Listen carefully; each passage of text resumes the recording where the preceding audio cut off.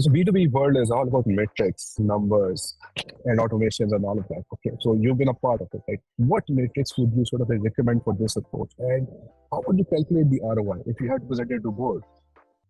So at the very least, it's efficient to be out there with content. If you have to sell this from a number standpoint, and like I was a sales guy for most of my life, and I started doing video content, and I realized this is way more efficient. I can get seen by so many more people if I go out into the newsfeed and do something that really captures people's imaginations. And um, I'm not just like making this up. Like I survey my audience a lot. When I started my own business, I was not doing any comedy. I was on a 3-year dry spell. I had not done comedy in a long time. COVID shut down a lot of the theaters. The comedy started creeping its way in. I would be talking to the audience about cold calling or cold emailing, things that B2B companies love, right? Because those are the most efficient in quotes. Think about how many hours a cold caller spends not reaching anybody. Think of how many SDRs get laid off in fewer than 6 months. That's not efficient. That's not efficient, So yeah, I started originally, I was making these kind of talking heads B2B videos, and then the comedy started creeping in, and I would be talking about cold calling. It would cut to a different scene where there was a very nervous version of me on the phone, talking to a much more impatient version of me, and we were doing like a mock cold call, and it would go somewhere unexpected, and it would be funny. And those were the ones that got me more inbounds.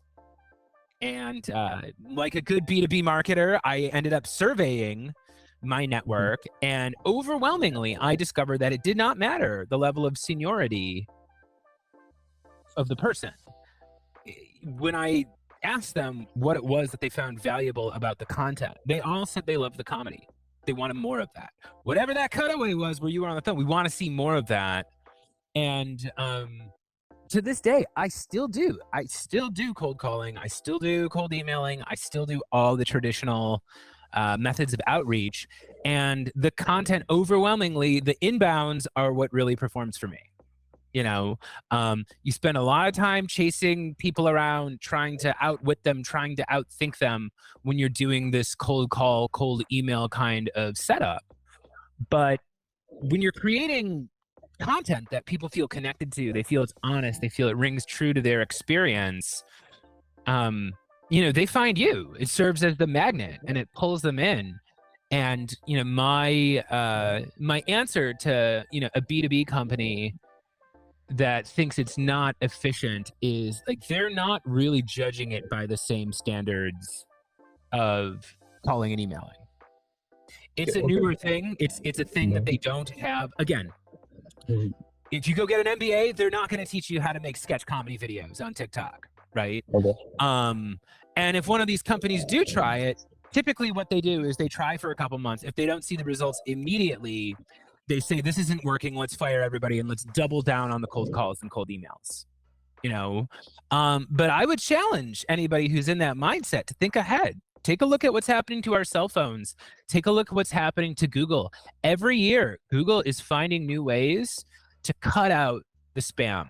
They're finding ways to make sure that if an unidentified number calls your phone, it doesn't even ring. It says likely spam caller on it. Do you really think that's going to work forever? Like, do you really think we're entering an era where people are going to pick up the phone more often rather than less? I don't think we are.